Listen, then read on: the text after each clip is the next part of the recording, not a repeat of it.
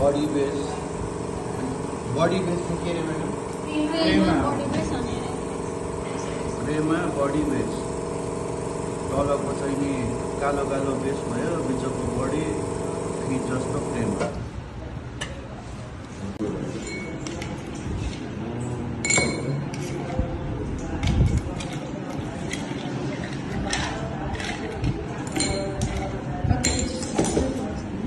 Okay, पानी chilled water चाहिन्छ।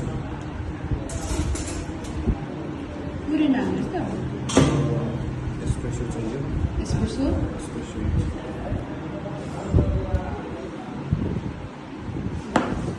के रेडी भयो त? ओ दामी भयो त हाम्रो americano iced americano single short.